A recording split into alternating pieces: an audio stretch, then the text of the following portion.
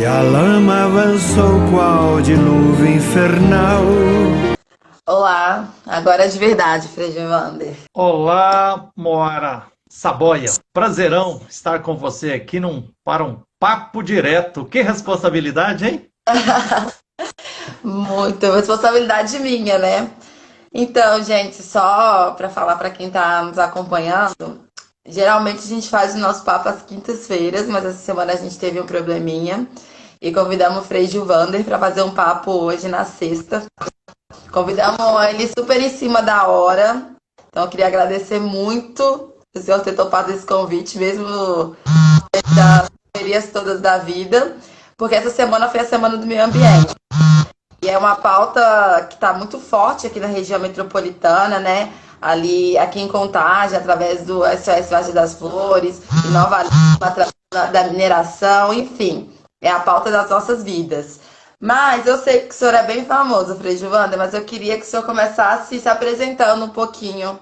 Primeiro, Moara Saboia, primeiro, obrigadão pelo convite. É uma grande alegria, uma grande responsabilidade estar com você aqui.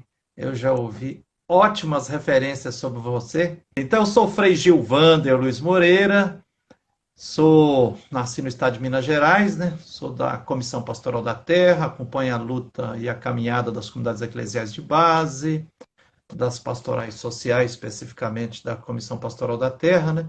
Estou na luta pela terra, tanto no campo quanto na cidade, acompanhando as ocupações urbanas em Belo Horizonte, região metropolitana e algumas outras cidades de Minas Gerais.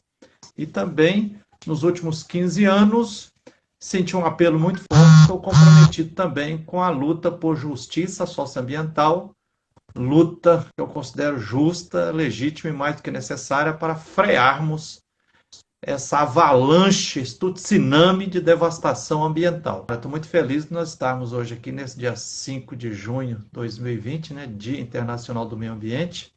É uma alegria estar conversando com você aqui.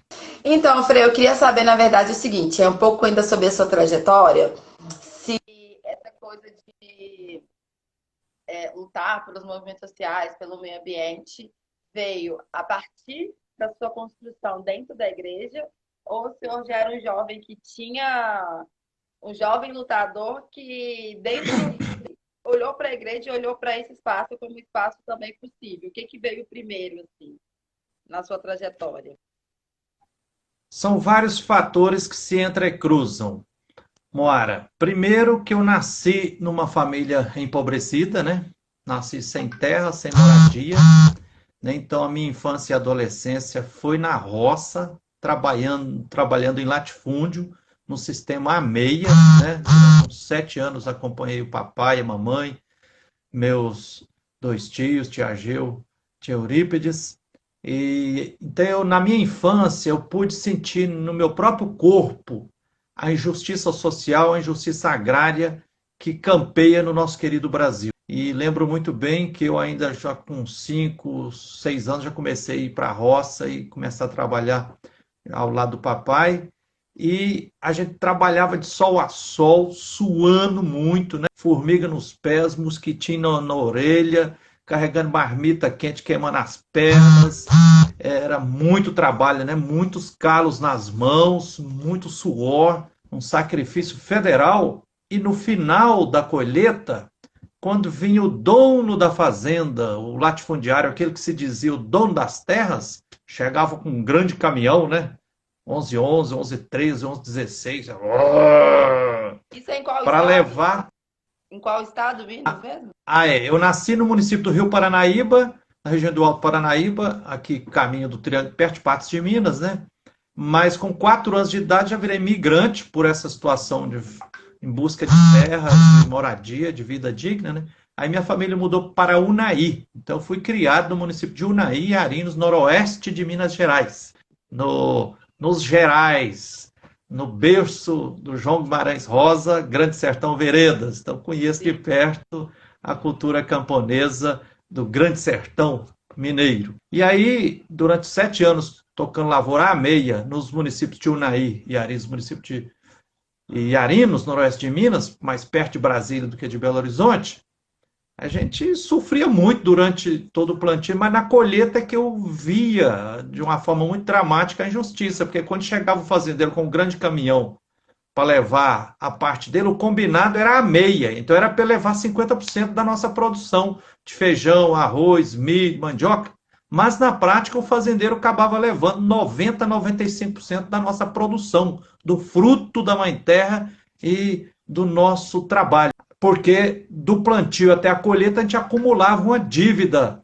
lá que tinha uma venda ao lado da sede da fazenda, a gente ia comprando a prazo as coisas, né? Sal, açúcar, botina, enxada, machado, remédio, às vezes uma calça, uma camisa, e pagava no final na colheita com milho, feijão e arroz. Só depois, mais tarde, que eu descobri que o fazendeiro cobrava 5 a 6 vezes mais caro do que era o preço daquelas mercadorias lá. Em síntese, Moara, quando eu via o fazendeiro levando praticamente quase toda a nossa produção, eu sentia no meu coração dois gritos. Um dizia assim: isso não é justo, isso não é justo, isso não é justo.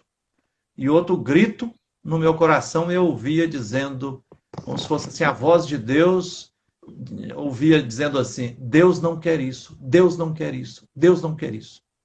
Então, motivado por essa experiência de muito sofrimento e injustiça durante a minha infância e adolescência, acabei entrando para o seminário e aí resolvi me virar frei, padre, e estou dedicando a minha vida a lutar por justiça social, por justiça agrária, por justiça ambiental necessária, né? Lutar contra todos os tipos de racismo. É um pouco por aí. É claro que depois, no seminário, a minha vocação foi crescendo. Os 5 anos de filosofia que eu fiz na Universidade Federal do Paraná, em Curitiba, numa linha bastante crítica, marxista, né?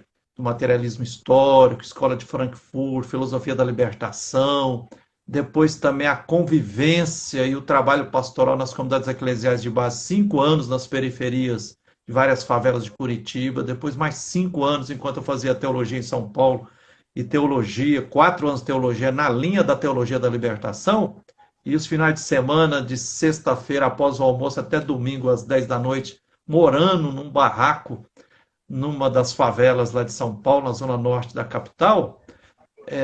Aí eu fui aprendendo muita coisa com os livros e principalmente com os pobres. Então foi fortalecendo cada vez mais a essa convicção minha de que para a gente ser fiel ao Evangelho de Jesus Cristo, ao projeto de Deus, à fina flor do que os povos da Bíblia pedem de nós e que as pessoas sensatas pedem de nós, é a gente construir uma sociedade de fato justa economicamente, solidária socialmente, sustentável ecologicamente, né? Responsável eticamente, sem nenhum tipo de discriminação, juntando essa sopa toda de experiência que me faz ser o que eu sou hoje e a minha luta. Ótima sopa, né? Eu acho que a Teologia da Libertação foi uma escola de quadros para uma geração inteira.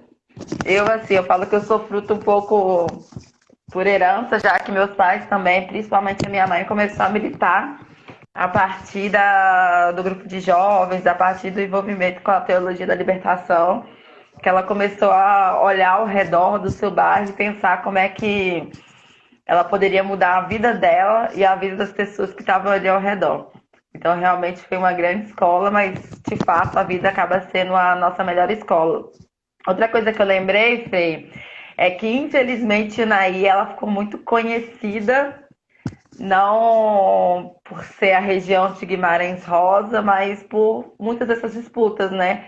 Que a da violência do campo, com relação principalmente ao combate à escravidão mesmo, né? Porque quando você obriga uma família inteira a trabalhar praticamente em troca de comida e moradia, é uma coisa análoga à escravidão. E o Naí foi conhecida no Brasil todo por uma tragédia terrível de pessoas que estavam tentando combater um pouco dessa exploração, infelizmente. Então, a história do povo do campo de Minas, do povo do campo aqui em Minas, acaba se cruzando muito com essa realidade, infelizmente. Mas eu queria fazer uma outra pergunta, assim. quando a gente pensou em fazer essa live, falando um pouco sobre essa questão do meio ambiente, e a gente escolheu o seu nome, a gente queria um pouco também falar assim, sobre como é que às vezes falar de meio ambiente fica um pouco distante da vida das pessoas, né? Parece que a gente está falando, sei lá, da Amazônia só. Não é. Então eu queria que o senhor falasse um pouco disso, assim, como é que essa luta ambiental vai se cruzando com essa luta por igualdade racial, essa luta por moradia, essa luta por alimento digno, essas lutas gerais, assim, como é que o senhor tem sentido e como é que, um pouco também para explicar para as pessoas, né, como é que lutar para o meio ambiente não é lutar lá pela Amazônia, não é lutar por uma coisa que está longe, mas é lutar por água na sua casa todo dia, lutar para que a Vale não deixe estourar uma barragem, destrua uma cidade inteira que está aqui na região metropolitana. Exatamente. Primeiro, Moara, eu fico muito feliz de saber que você também bebeu nessa fonte, que é a teologia da libertação, especificamente na espiritualidade, na mística da pastoral operária, né? Assim como a Comissão Pastoral da Terra, a pastoral operária também, uma pastoral social, né, da Conferência Nacional dos Bispos do Brasil, que tem uma história lindíssima e importantíssima nesse país nosso com o sistema do capitalismo, melhor dizendo, o capitalismo, né? Onde a dignidade humana da classe trabalhadora é violentada e pisoteada o tempo todo pelos capitalistas e por esse sistema capitalista que é uma máquina de moer vidas, né? Fico feliz de saber disso. E a questão que você coloca aí, ainda mais no dia de hoje, Dia Internacional do Meio Ambiente, é mais do que necessário, né? Hoje nós temos que reforçar a luta para superar as concepções ingênuas de luta em defesa do meio ambiente. Meio ambiente não é apenas aquilo, natureza não é apenas aquilo que está fora de nós, né? Não é apenas as árvores, as plantas, os peixes, né? Nós somos ambiente, nós somos natureza, nós, os seres humanos, somos os animais que mais dependem de todos os outros seres vivos. A lógica, nós estamos de fato, numa casa comum que é única, o planeta Terra. E há uma interação, é uma teia de vida, uma comunidade de vida o tempo todo. Por exemplo, se a gente for pensar bem, para a gente se alimentar, sem se alimentar, a gente não vive. E a gente alimenta de plantas, de outros seres vivos, de animais. Então, aí é um movimento eucarístico também. Então, assim, quando a gente come, é uma vida que a gente está comendo, uma vida que está se doando para a gente se alimentar. A gente não vive sem beber água. A água, de fato, é fonte de vida, né? Não simplesmente porque está lá no segundo versículo da Bíblia, em Gênesis, capítulo 1, versículo 2, dizendo que o Espírito de Deus pairava sobre as águas, e a melhor tradução não é pairava, mas o Espírito de Deus está nas águas. E águas ali na primeira página da Bíblia não é apenas as águas, ali é um poema. Águas ali é o símbolo de toda a realidade, quer dizer, toda a realidade é sagrada. Não existe nada de profano. A coisa mais sagrada que tem é o profano, que é onde a vida acontece, onde corre o suor, a alegria, tudo isso é vida. Então, a gente, por exemplo, 70% dos nossos corpos é água, 70% do planeta Terra é água. Nós vivemos no planeta água. E se a gente faz greve de fome, se a gente continuar bebendo, a gente pode, o adulto, se tiver sadio, pode aguentar uns 50 dias sobrevivendo em greve de água. Se um adulto, no máximo, uns 10, 12 dias, ele morre. Uma criança desidrata e morre com 2, 3, 4 dias se não tomar água. Então, assim, a água, de fato, é fonte de vida. E o oxigênio, ainda mais do que o alimento, mais do que a água, é fonte de vida. Se a gente perceber, eu gosto de refletir com as pessoas. Às vezes as pessoas falam assim, tá vendo agora o Covid, as pessoas têm que ir para UTI, senão morre asfixiada, é um calvário pela asfixia, a pessoa vai perdendo gradativamente a capacidade de respirar, e tem que entubar as pessoas, colocar num balão de oxigênio. Se a gente for pensar bem, estar em balão de oxigênio, não apenas quem está lá na UTI entre a vida e a morte.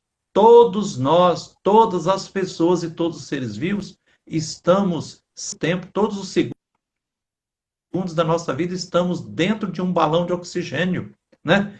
Inclusive, quando a gente está dormindo, a gente está respirando, a gente fecha a porta e a janela, o irmão oxigênio entra pelas frestas para nos alimentar. E depois os biólogos, a turma da ciência nos explica, ó, o irmão oxigênio, que é basilar para nos manter a vida, é fruto do encontro e da transa dos raios solares com o verde das plantas, com as algas marinhas. Então, quer dizer, a natureza, o irmão sol, as plantas oferecem vitamente o irmão oxigênio para nos sustentar a vida. Então, a gente tem que cair a ficha que toda árvore é uma grande usina de produção de oxigênio, de produção de vida. Toda árvore, ela, no seu processo de respiração, a árvore produz e expira oxigênio, e inspira, absorve o gás carbônico, né? E nós, quando a gente inspira, a gente absorve oxigênio, a gente expira, joga para fora o gás carbônico, e as árvores absorvem o gás carbônico que nós, seres humanos, as vacas, as turbinas, aí, os automóveis, os carros jogam para fora. Então, quer dizer, toda árvore é uma grande usina produtora de oxigênio. Quanto mais árvore, mais oxigênio no ambiente e menos gás carbônico. Então, eu já vejo, tem que chegar a hora em breve que as pessoas têm que ter veneração e respeito, quase que adoração pelo meio ambiente, assim como tem, por exemplo, pelos santos, pelas imagens, pela hóstia consagrada. Tem pessoas que ajoelham na frente da hóstia consagrada, os católicos mais piedosos e tudo, aquela sacralidade ali. Então, a gente tem que ver essa mesma sacralidade que nós vemos, né, em Jesus Cristo, em Deus, nos verdadeiros santos, nos verdadeiros profetas e profetisas, nos mártires. A gente tem que ver essa sacralidade também no meio ambiente. E aí a gente tem que perceber que está em curso a maior crise socioambiental da história da humanidade, né? Essa semana agora está acontecendo o Fórum Popular da Natureza, e aí tanto as experiências dos povos originários, dos nossos parentes indígenas, os quilombolas, o campesinato, a imensa diversidade de povos e comunidades tradicionais estão dizendo, olha, tem que frear a imensa devastação. Os cientistas estão dizendo a mesma coisa. Então, assim, se a gente não matar o capitalismo vai matar toda forma de vida no planeta Terra. Então, eu acho que agora eu costumo brincar com as pessoas que quem se diz pessoa cristã, seguidora de Jesus Cristo, seguidor de Deus, do povo da Bíblia, precisa necessariamente ser anticapitalista, ser antirracista, ser antifascista, precisa ser ecológico, precisa dar as mãos com todo mundo para a gente frear o progresso econômico, desenvolvimento econômico que é assassino.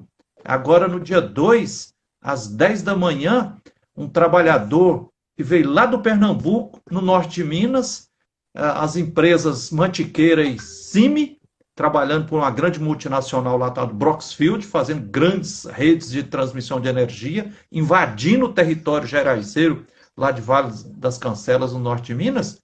O trabalhador caiu de uma torre de alta tensão de 45 metros de altura. E dezenas de pessoas lá fazendo aglomeração, tudo isso em tempo de Covid-19, um absurdo.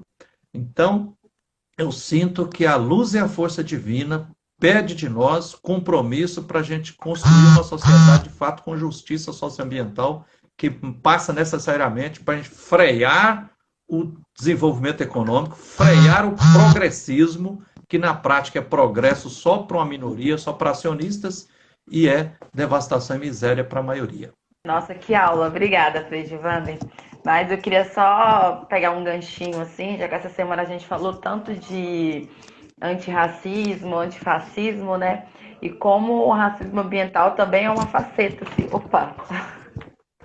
Como o racismo ambiental também é uma faceta, assim, que a gente tem que parar para olhar um pouco sobre ele, né? Como que as nossas populações são expulsas dos territórios o tempo todo, como as pessoas são mortas, como as pessoas, a gente está falando agora desse período do Covid, por exemplo, e falando de isolamento, falando de higiene, falando de ter que limpar as mãos, mas como essa dimensão também racializada do Brasil também, essa dimensão sobre a população pobre, recai até nesses momentos, né? Como é que a gente fala sobre lavar as mãos todo dia se a gente sabe que boa parte dos brasileiros não tem água potável para poder fazer sua higiene?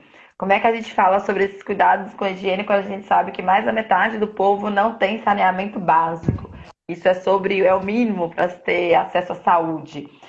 Como é que a gente fala sobre isolamento social se as pessoas não têm muitas vezes uma casa para viver com dignidade, assim, uma casa de 3 cômodos para 10 pessoas?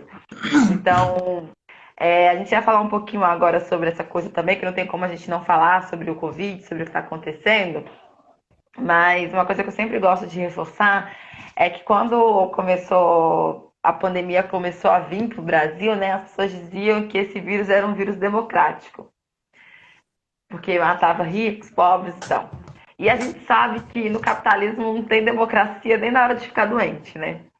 Não tem, assim, a gente sabe quem pode se isolar e quem não pode, a gente sabe quem não conseguiu se isolar hora nenhuma porque está exposto, teve o auxílio emergencial, mas a gente sabe que está na segunda parcela, terceira parcela, mas teve gente que não recebeu absolutamente nada até agora. A gente sabe, enfim, de todas essas diferenças e todas essas desigualdades. E eu queria que o senhor falasse um pouquinho sobre essa realidade, assim, o senhor que acompanha tanta comunidades de vulnerabilidade, como é que tem sido para essas populações enfrentar esse momento dessa pandemia? Porque eu acho que, para além do problema que a pandemia traz em si, gente, hoje a gente bateu 1.471 mortos em 24 horas.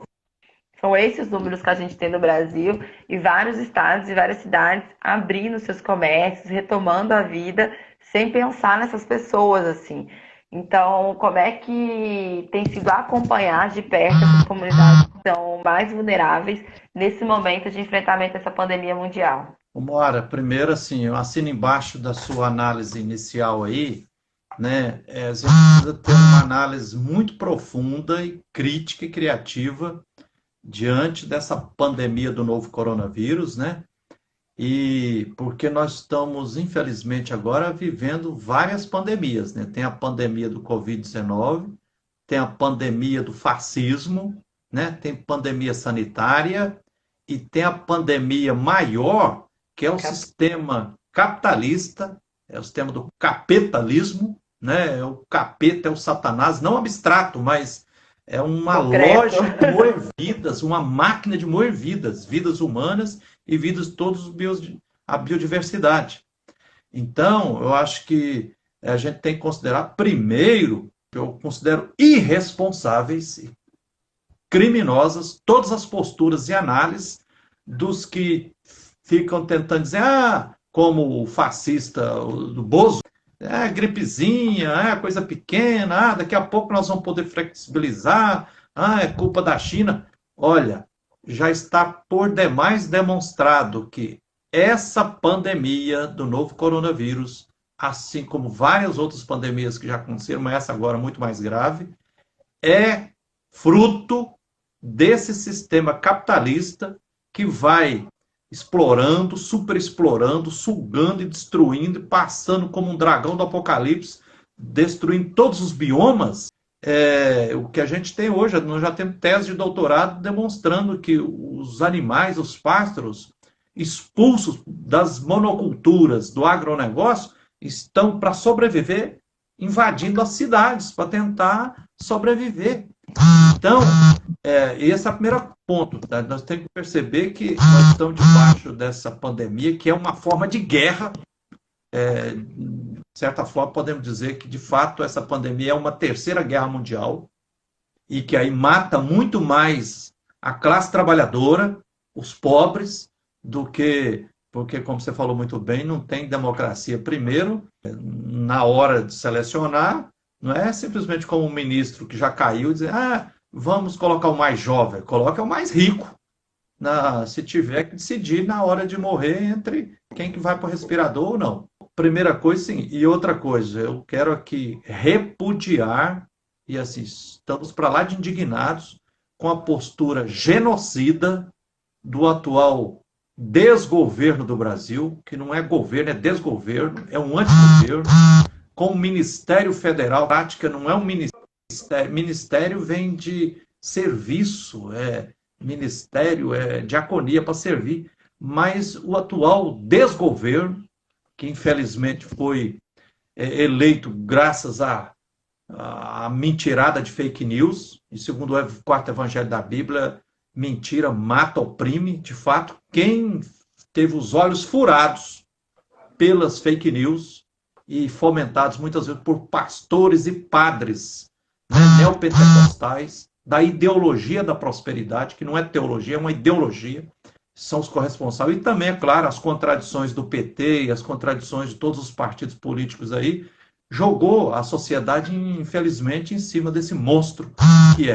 E aí nós temos que repudiar. Como é que pode, nessa pandemia, na prática, o Brasil estar sem um ministro da Saúde, né, com 19 militares, coronéis, generais, atuando no Ministério? Isso é um absurdo. Ter um ministro da Economia, que é um ministro dos banqueiros, que cede rapidinho trilhões de reais para os banqueiros, para as empresas. Vai aproveitar esse momento para passar tudo.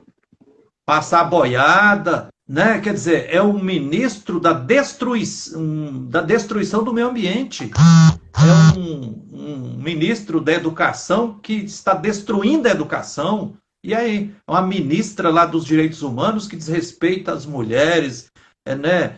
Os LGBTs, um ministro, um secretário lá da Fundação Palmares, que é uma entidade importantíssima, carrega o nome de Zumbi dos Palmares, de um quilombo. O desgraçado tem a cara de pau de chamar o movimento negro de escória. Escória é esse secretário?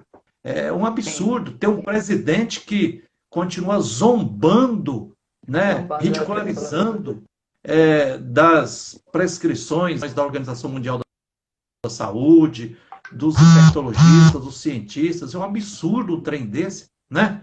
Outra coisa que é um absurdo também, o atual desgoverno federal continuar com isenção fiscal para os centenas de agrotóxicos que estão sendo liberados. Segundo, continuar fomentando e apoiando em conluio com o agronegócio, com a classe ruralista, com os empresários que transformaram o campo em mercado, envenenando a comida do povo, né? Quem não assistiu ainda, eu sugiro assistir aqueles 2 filmes do Silvio, que diz: o veneno está na mesa. Então, assim, além da pandemia do novo coronavírus, nós estamos também vivendo uma epidemia gravíssima de câncer, de Alzheimer. A mamãe morreu há 4 anos atrás, com 70 anos, com Alzheimer. Tem certeza absoluta, já tem pesquisa demonstrando que anualmente mais de 700 mil pessoas contraindo câncer. Até um general que está lá na Casa Civil dizendo que no Brasil são 240 mil pessoas morrendo todo ano vítima de um câncer. Então o câncer está sendo produzido, né? Unai, por exemplo, o município que mandou matar os fiscais do Ministério do Trabalho, está construindo agora o Hospital do Câncer.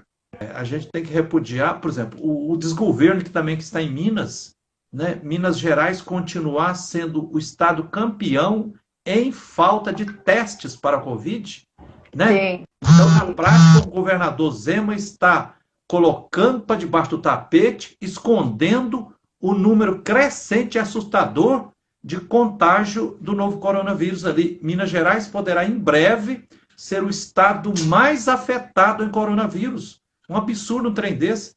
E todos esses papos também que nós temos que repudiar, dos que ficam aí com a cantilena, não, tem que voltar a trabalhar, tem que voltar a funcionar. Uma covardia imensa também, o governo federal ter colocado mineração como atividade essencial. Essencial para quem? Essencial para a mineradora Vale, para os acionistas, para os capitalistas, né? Então a hora é mais do que nunca da gente fazer tudo para salvar as condições de vida, isso significa preservação ambiental ao máximo, frear essa avalanche de agrotóxicos, né? Investir e apoiar a agricultura familiar, voltar a fazer reforma agrária, apoiar os povos tradicionais, os povos indígenas, é por aí o caminho. E última palavrinha, como você tocou inicialmente aí, que é outra coisa também que me deixa muito indignado, o racismo estrutural e institucional existente no nosso querido Brasil. Eu, Moara, estou muito feliz de estar falando com você aqui no Dia do Meio Ambiente. Eu tenho, assim, inveja de não ter um pouquinho mais de sangue preto ou negro nas minhas artérias, mas a gente precisa tirar o chapéu, ajoelhar no, diante de todas as pessoas negras, pretas, né? Porque a, a dívida que a sociedade, o Estado brasileiro tem para com o povo negro é imensa. A Brasil foi para lá de cruel. O Estado de Minas Gerais teve uma das escravidões mais cruéis Que tem do Brasil. relação com a mineração, inclusive, né? Exatamente, nesses mais de Seguimos até 300 hoje anos, minerando. nesses mais de 300 anos de exploração minerária no estado de Minas Gerais, o povo negro tem sido o povo mais sacrificado.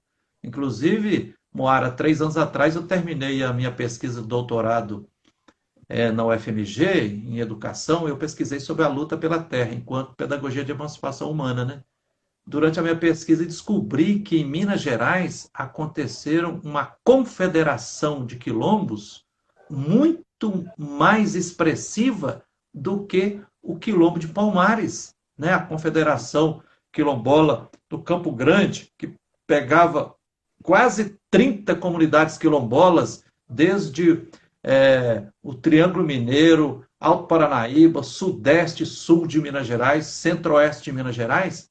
E aí, na segunda parte do século XVIII, ali por volta de 1775, o então governador da província de Minas Gerais colocou um coronel, um capitão do mato, né, tal de Borba Gato, que foi com os seus soldados e com seus jagunços, né, e fazendo uma matança no meio desse quilombo do Campo Grande, essa confederação quilombola do estado de Minas Gerais. O covarde voltou com 2.900 pares de orelhas de negros que ele e seu bando tinham assassinado.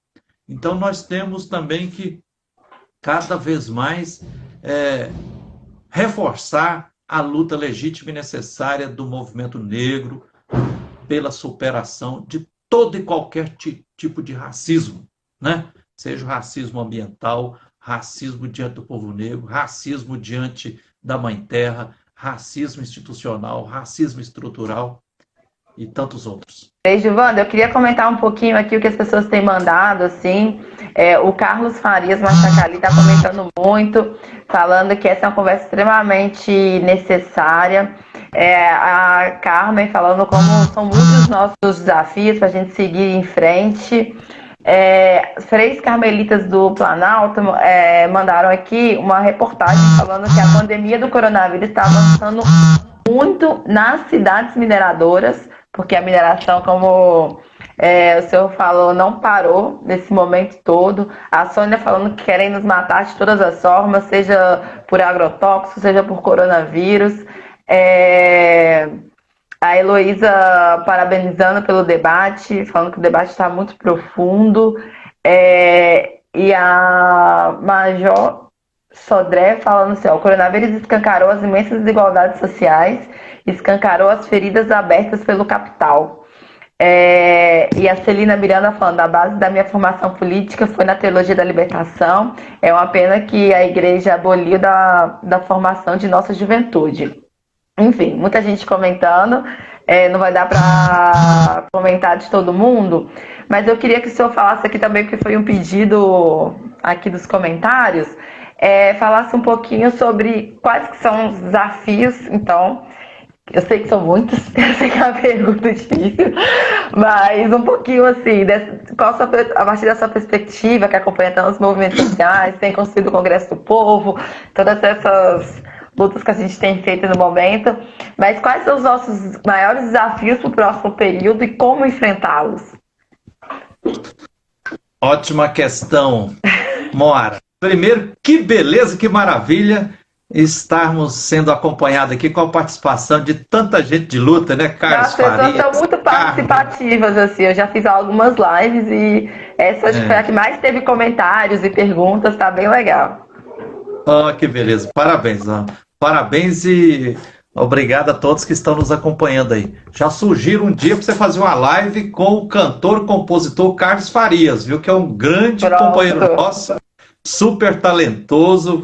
Ele é educador, compositor, poeta, toca e canta, que é uma maravilha, tá? Obrigado pela participação de todos aí. Olha, Moara, assim, diz que toda noite, por mais escura que seja, traz em si raios de luz. E nós precisamos, nessa noite escura, que se abate não apenas sobre o povo brasileiro, sobre os povos brasileiros, mas sobre toda a humanidade, precisamos não apenas buscar luz no fim do túnel, precisamos encontrar luzes dentro do túnel. Porque, embora essas pandemias que nós estamos no meio delas, né, pandemia sanitária, pandemia política do fascismo, pandemia do capitalismo, pandemia do agronegócio que gera a pandemia de câncer, a epidemia de câncer, pandemia das mineradoras que vão como dragões do apocalipse destruindo tudo.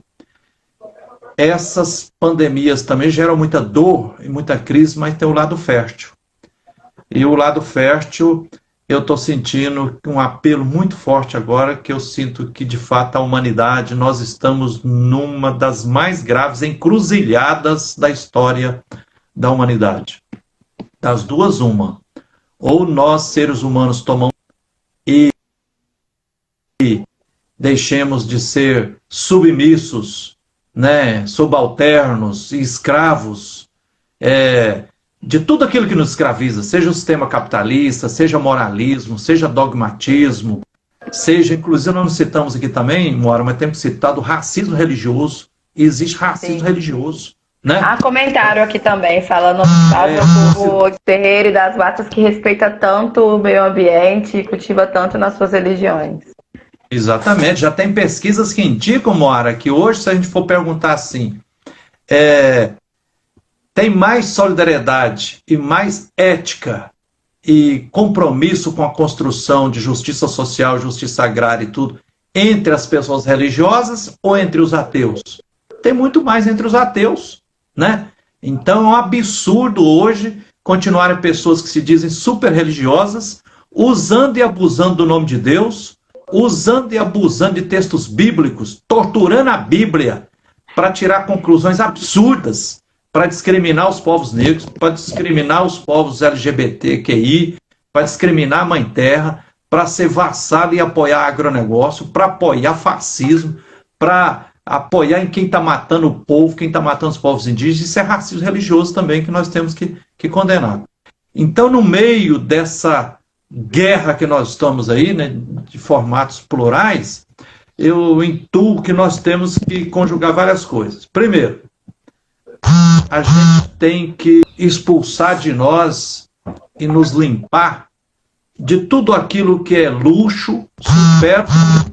Temos que aprender a viver e a conviver e a lutar com um estilo de vida simples, austero, passar a viver com o mínimo, né? Nesse ponto nós temos que aprender muito com os artesãos de rua, com os malucos beleza, com os malucos dos BR, né? Eu tive a alegria durante vários anos de apoiar a luta dos artesãos de rua na Praça 7 em Belo Horizonte, e aprendi muito com eles. Por exemplo, eles dizem assim, eu levei eles para entrevistar na Rádio Favela, na TV comunitária e tudo, e um dia o Rip me falou assim, ele falou, olha, fiquei desempregado 1 ano, né, procurando emprego, e sendo humilhado, batendo de porta em porta nas empresas e tudo, porque eu era negro e desempregado. Ele falou, o dia que eu peguei um fio de arame e um alicate, cortei, torci e aprendi a fazer um brincozinho, fazer uma beleza. Ele falou, naquele dia brilhou o meu olhar e eu descobri que ali estava a minha liberdade. Ele falou, nunca mais procurarei emprego, porque procurar emprego significa sobreviver a vida toda empregado, pregado na cruz, igual Jesus Cristo, e não ter liberdade. Ele falou, então na vida nós temos que optar. A gente tem que viver com o mínimo e ter mais liberdade. Esse é o caminho de vida. Agora o capitalismo faz o contrário. Seduz as pessoas para as pessoas ficar a vida toda se matando para acumular bens materiais e tudo, e perde todas as liberdades e perde inclusive a vida. Então nós temos que aprender com a cultura hippie, temos que aprender com os povos originários, com os nossos parentes indígenas, com os povos quilombolas, com todo o campesinato, a resgatar uma harmonia com a natureza, né? É hora agora, todo mundo tem que passar a produzir sua própria comida. Nós temos que fortalecer, por exemplo, aqui, Moara, eu estou em Belo Horizonte, você em Contagem, ao lado de Belo Horizonte, né? Sim. Toda a região metropolitana aqui, para além de ser quadrilátero ferrífero, é principalmente quadrilátero aquífero. As 32 cidades aqui eram cidades, todas elas de uma grande produção agrícola, da agricultura familiar, produção de alimentos saudáveis e tudo. Então nós temos que voltar em toda a região metropolitana de Belo Horizonte, em Minas e no Brasil, fortalecer a agricultura familiar, a agroecologia, cada um plantar sua própria alimentação, seja no quintal, na parede, no telhado e tudo, e fazer boicote diante dos produtos do agronegócio que vêm envenenados.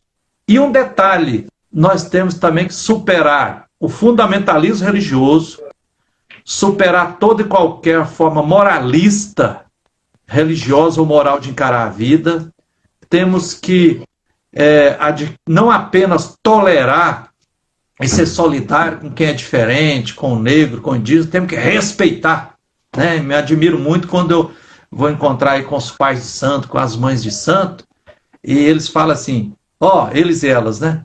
Não queremos apenas compreensão, tolerância, queremos respeito.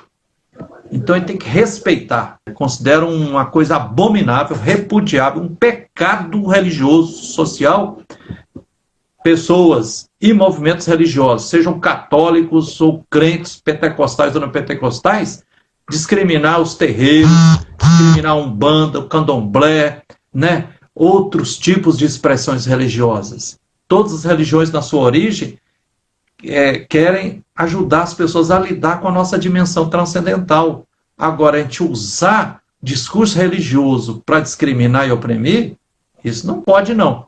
E aí nós temos também essa tarefa grande, porque só construiremos uma sociedade justa, com paz verdadeira, se a gente realmente superar esses fundamentalismos, esses moralismos religiosos, essas visões tacanhas e medíocres da religião, especificamente dos textos bíblicos. Muito obrigada, Frei Gilvander. A gente está caminhando para o fim, nem é uma opção nossa, essa rede social aqui, ela só mantém a conexão por 1 hora, mas aqui várias pessoas comentaram, a Adriana comentou e teve uma outra pessoa que eu acabei perdendo, mas é porque aqui em Contagem a gente foi o Nicolau.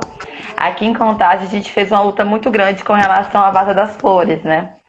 E é um processo que a gente tem vivido aqui, que a Tomando de Birité também tem passado por um processo, em Nova Lima tem a questão da Serra do Rola Moça. Não sei se o senhor tem acompanhado todos esses processos, mas não tinha como no Dia do Meio Ambiente a gente não falar sobre isso. Foi uma disputa que teve um envolvimento muito grande do povo de Contagem, dos movimentos sociais, e não só os movimentos que tinham relação com o meio ambiente, mas a turma do hip hop, os professores, enfim. Foi um movimento amplo, porque a gente sabe que a boa parte da nossa água, para ser preservada, precisa da preservação da Vaza das Flores, porque nós de Contagem sabemos o que significa especulação imobiliária na cidade, o quanto eles abrem condomínios, abrem lugares para as pessoas morar, que não tem água encanada, que não tem rede de esgoto, e depois isso vira um problema, as pessoas têm que se virar para dar conta.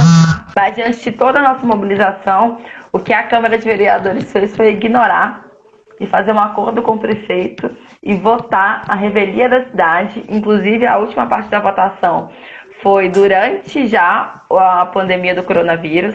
Então, teoricamente, a Câmara só estava votando coisas urgentes, mas eles aproveitaram esse momento também para não aprovar nem as coisas que a gente chamou a atenção assim, no projeto, ignorando totalmente uma mobilização social, ignorando totalmente o momento que a gente tem vivido. Assim, eu acho que com tudo que aconteceu em Minas Gerais, né, com relação a principalmente Brumadinho, eu acho que o mínimo que os nossos gestores, os legisladores têm que aprender é uma lição, assim, que não dá para ignorar o que acontece com relação ao meio ambiente, que isso tem a ver com a vida das pessoas, que isso tem a ver com se a gente vai ter água daqui a 5 anos, tem a ver com se a gente vai conseguir viver nas nossas cidades.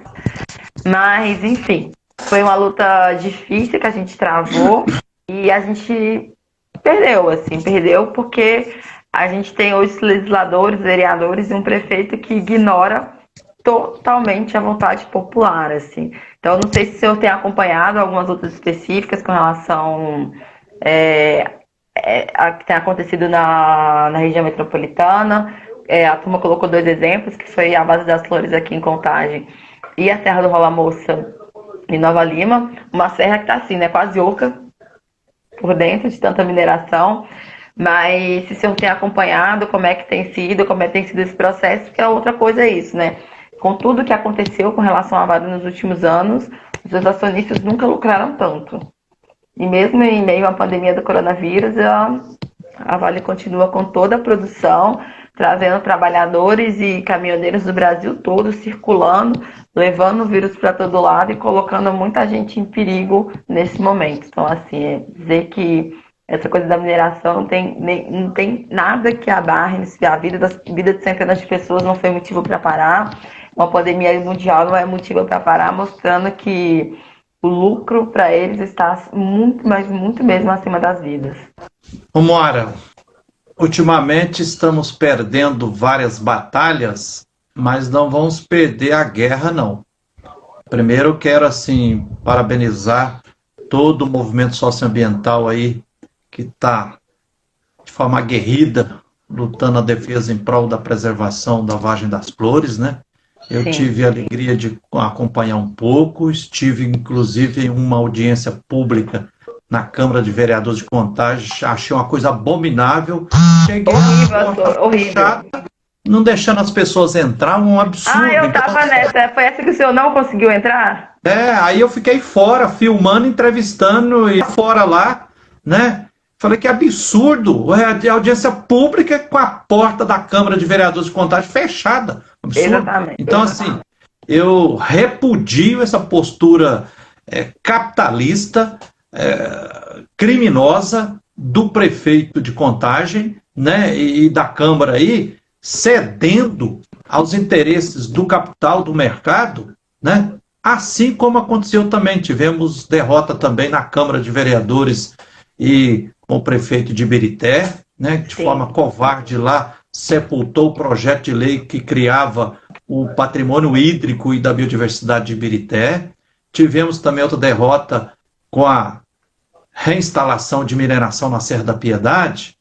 Em síntese, Moara Saboia, eu gostaria de conclamar todas as pessoas de boa vontade, todos os movimentos socioambientais, continuemos de cabeça erguida, com muito amor no coração, com a verdadeira esperança, porque a luta socioambiental em toda Minas Gerais, no Brasil, especificamente na região metropolitana, é necessária.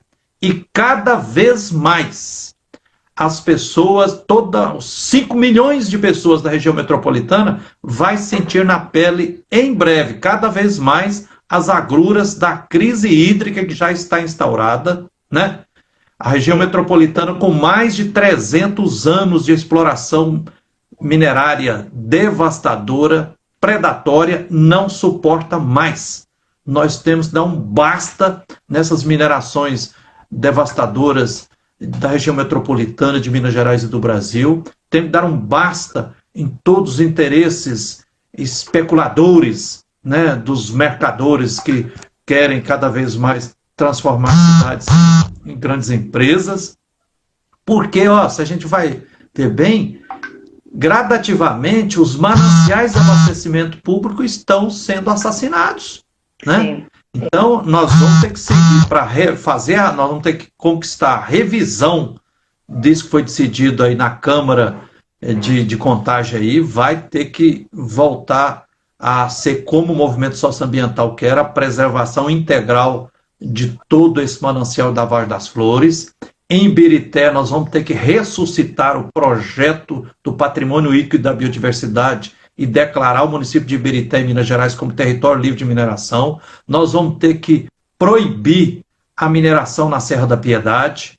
Nós vamos ter que expulsar a mineradora Vale do município de Brumadinho e de toda a região aqui da região metropolitana, porque o que as mineradoras, como dragões do apocalipse, estão acabando com as condições de vida do povo. Então, que o povo acorde antes que seja tarde, porque senão daqui a pouco já está no mercado nacional e internacional, a água está valendo muito mais do que minério, né? Então, assim, nós temos que, por encanto, por veneração e também por necessidade, temos que ficar cada vez mais irmanados. E nós podemos muito mais, porque eles têm o poder do dinheiro, mas nós temos o poder da mística, da espiritualidade, da união, da garra de vida, da energia boa do povo negro. Com você, Moara, que é uma menina linda, batalhadora. Gente, que ótimo. Não, tem muito comentário, eu queria comentar, mas eu vou acabar me perdendo, mas as pessoas elogiando, falando sobre a questão da mineração, questionando se a mineração realmente é tão importante assim, falando sobre a reestatização da Vale, sobre a revisão do plano diretor de contagem. Gente, eu tô quase pensando em dar um jeito a gente fazer em vez de fazer live, fazer uma sala, assim, que as pessoas possam perguntar e comentar, porque realmente é muito comentário interessante, bacana. Inclusive, assim, fica o convite aí para a Adriana, para a turma que está organizando o Congresso do Povo, que esse é um debate que a turma de contagem está muito interessada, está muito afim, que quem sabe a gente não organiza um outro nesse sentido. Mas queria agradecer, Frei Givana, antes que caia a nossa conexão aqui, mas agradecer muito a sua participação, muito a sua mensagem, assim, acho que é de luta também, mas é como o senhor disse, é uma mensagem de luta, mas também de esperança, né? São muitas lutas, são muitas batalhas, a gente tem que seguir firme e resistindo a esse sistema capitalista que quer nos matar das várias formas possíveis, mas nós temos isso, o poder da mística, o poder da unidade, isso que nos une, que nos faz seguir lutando. Então, agradeço muito a sua participação, desculpa por ter sido corrido, mas foi ótimo, inclusive tivemos uma boa audiência, apesar de ter feito chamada tão em cima da hora. Moara, eu também agradeço. Vai ficar disponibilizada essa live tanto no Instagram quanto no seu Facebook? Sim, eu vou tentar baixar e enviar também para o senhor. Ok, um abração e sigamos na luta, de cabeça erguida, tá? Um abraço. Conte comigo sempre. Um abraço a todo mundo que está nos acompanhando aí. Gente, um abraço. Beijo para vocês, então. Tchau. Abração, que beleza. E a lama avançou qual dilúvio infernal. Acidente não foi, sabiam que não, mas tinham que produzir, tinham que produzir. Mariana, Brumadinho, profetas falaram, mas os grandes não ligaram. Profetas falaram,